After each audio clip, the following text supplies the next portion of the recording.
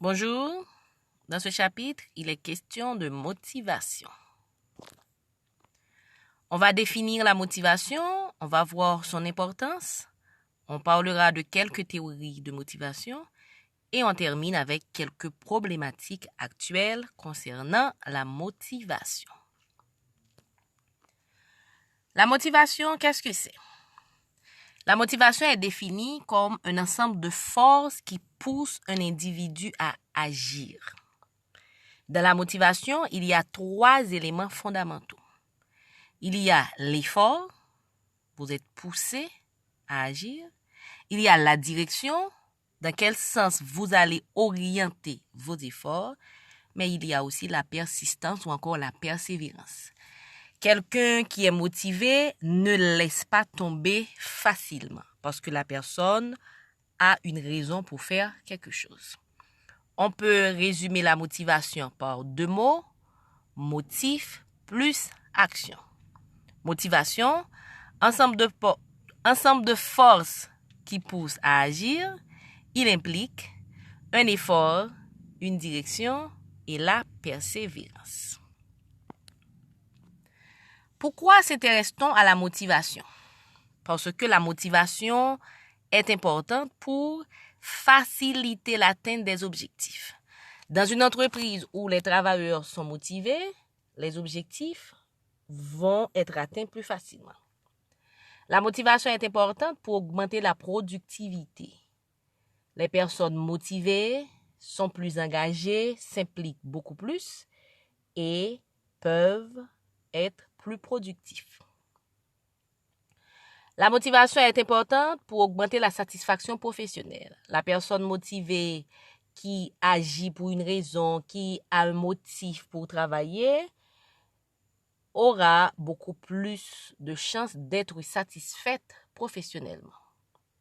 La motivation facilite le développement de l'organisation.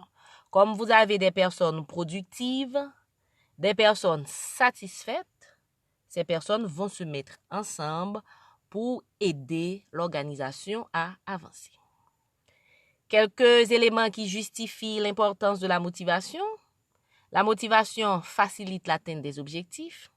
La motivation permet d'augmenter la productivité. La motivation permet d'augmenter la satisfaction professionnelle des collaborateurs. Et la motivation peut faciliter le développement d'une organisation.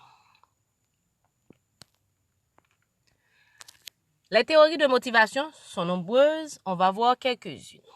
On commence par l'une parmi les plus connues, la hiérarchie des besoins de Maslow. Que dit cette hiérarchie de besoins? D'abord, les besoins sont au niveau de 5, agencés sous forme de pyramide. On va trouver en dessous les besoins primaires et au-dessus les besoins secondaires. Dans la pyramide des besoins de Maslow, on aura comme besoins primaires les besoins physiologiques, se nourrir, se loger, se vêtir, etc. On va trouver les besoins de sécurité.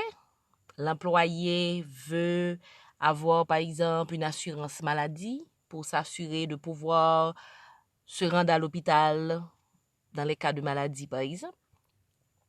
Et on va trouver les besoins sociaux, besoins d'appartenance. Les 3 besoins physiologiques, sécurité, sociaux forment les besoins primaires. Et on va continuer pour trouver 2 autres besoins qui sont classés comme besoins secondaires. Le besoin d'estime et finalement le besoin de réalisation. Qu'est-ce qu'il faut retenir de la pyramide des besoins de Maslow? Premièrement, les gens travaillent pour satisfaire des besoins. Deuxièmement, les besoins sont regroupés en besoins primaires et besoins secondaires. Et troisièmement, il faut satisfaire un premier niveau de besoin avant de penser à un autre niveau. On a une deuxième théorie assez connue, c'est la théorie des 2 facteurs de Frédéric Herzberg. Pour l'auteur, dans le cadre du travail, il faut considérer 2 catégories de facteurs. D'un côté, on a les facteurs d'hygiène, de l'autre, les facteurs de motivation. Les facteurs d'hygiène sont ceux qui sont reliés à l'environnement de travail. Et par environnement de travail, l'auteur parle de règlement, de politique générale, de salaire, etc. Ce sont des éléments dérangeants. Si le règlement n'est pas dans l'intérêt du collaborateur ou encore il y a trop de bureaucratie, par exemple, ça peut déranger le collaborateur. C'est l'environnement du travail. Si le salaire est faible, ça peut déranger le collaborateur. C'est l'environnement du travail. Par contre, les facteurs de motivation pour l'auteur se retrouvent dans le travail lui-même. Est-ce que c'est un travail routinier? Est-ce que c'est un travail qui représente un défi? Est-ce que c'est un travail qui permet à l'employé de se développer, etc. Facteurs d'hygiène liés à l'environnement du travail. Facteurs de motivation liés au travail lui-même. Pour Frédéric Herzberg, on ne va pas utiliser les facteurs d'hygiène pour motiver, mais on va utiliser les facteurs d'hygiène pour ne pas déranger. Quand on paie un bon salaire, ça ne veut pas dire que l'employé sera motivé, en tout cas selon Herzberg. Ça veut tout simplement dire que l'employé ne sera pas dérangé. Pour motiver, selon l'auteur, il faut s'intéresser au contenu du travail. Douglas McGregor avec deux visions de l'employé. Une mauvaise, une bonne. La mauvaise vision, c'est la vision X. L'employé est naturellement paresseux. Il faut le forcer à travailler. La bonne vision, c'est la vision Y. L'employé aime naturellement le travail. On n'a pas besoin de le forcer parce qu'il est naturellement motivé. Il faut simplement coacher, donner ce qu'il faut pour qu'il puisse travailler. Théorie de l'accomplissement de David McClelland de préférence. L'auteur parle des besoins d'accomplissement. Il y a des personnes qui travaillent pour satisfaire un besoin d'accomplissement.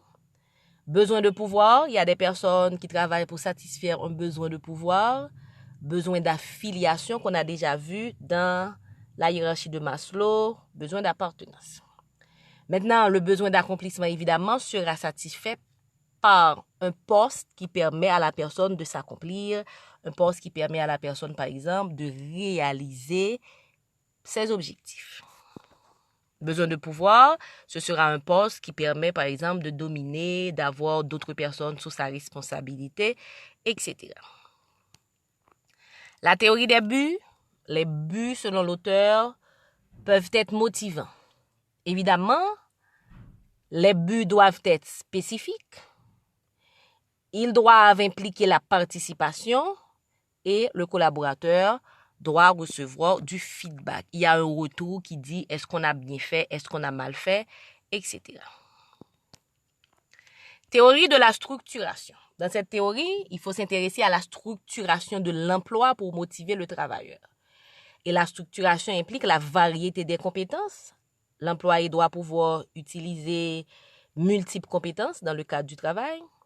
L'identification de la tâche, on doit pouvoir identifier ce qu'on fait, le résultat. L'autonomie, l'employé doit disposer d'une marge de manœuvre. Feedback, l'employé doit avoir un retour sur son travail. Théorie de l'équité. Cette théorie dit tout simplement que pour être motivé, les employés font des comparaisons. Comparaison entre leur contribution et leur rétribution. Contribution, ça veut dire ce que l'employé apporte à l'entreprise. L'employé apporte sa force de travail, l'employé apporte son temps, ses connaissances, son énergie, son expertise, etc. Qu'est-ce que l'employé reçoit? Rétribution, salaire, avantages sociaux, primes, toutes sortes de choses. Maintenant, si l'employé estime qu'il apporte beaucoup plus, il ne sera pas motivé et comme de fait, il va diminuer sa contribution. Évidemment, l'auteur insiste sur le fait que la comparaison doit se faire quand même pour des emplois de niveau équivalent. Problématique actuelle de la motivation. On sait que la motivation est importante. On est intéressé à avoir des employés motivés parce qu'on sait que des employés motivés sont, toutes choses étant égales, plus productifs. Les employés motivés sont satisfaits plus facilement et comme de fait vont contribuer à l'atteinte des objectifs au développement de l'organisation. De nos jours, c'est pas toujours facile de motiver parce qu'il y a quand même certains problèmes qui se présentent dans les organisations. Il y a par exemple quand le contexte est difficile, quand l'environnement est difficile, la situation du travailleur est difficile. C'est pas évident pour le manager de pouvoir motiver le travailleur. Il y a l'effectif diversifié. On sait que les personnalités sont différentes, les points de vue sont différents, les cultures sont différentes, la façon de voir est différente, les objectifs sont différents. Quand un manager doit travailler avec des collaborateurs vraiment diversifiés, plusieurs nationalités, etc., la motivation devient plus difficile parce que ce qui motive un groupe de travailleurs ne va pas forcément motiver l'autre groupe. Motiver les travailleurs temporaires. Quand quelqu'un vient et la personne sait pertinemment qu'il est là pour un temps court, je viens dans une entreprise pour un contrat d'1 mois, de 3 mois, de 6 mois, ce n'est pas toujours évident de motiver la personne parce que de toute façon, la personne sait qu'elle va partir. Motiver quand il s'agit de travailleurs temporaires, ce n'est pas toujours facile pour les managers. Motiver les bas salaires. Si on part de la hiérarchie des besoins de Maslow, les travailleurs travaillent pour satisfaire des besoins. Et les besoins physiologiques seront satisfaits à partir du salaire. Quand il y a des salaires faibles, ça veut tout simplement dire que l'employé ne sera même pas en mesure de répondre à ses besoins physiologiques. À ce moment, la motivation peut vraiment représenter un challenge pour le manager.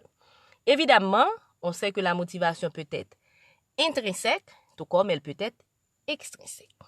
Quand la motivation est intrinsèque, le salarié est motivé de par lui-même. À ce moment, c'est plus facile. Quand la motivation est extrinsèque, le salarié attend une récompense venant de l'extérieur. Et dans ce cas précis, la récompense peut être le salaire. Donc, quand les salaires sont faibles, motiver les collaborateurs devient difficile. Je reprends quelques problématiques actuelles de la motivation pour les managers. Motiver dans un contexte difficile, contexte économique, contexte social. Motiver un effectif diversifié. Motiver les travailleurs temporaires. Motiver les bas salaires. Toujours est-il, le manager sait que la motivation est importante. Il doit tout faire pour avoir une équipe motivée. Voilà pour ce rappel qui concernait la motivation.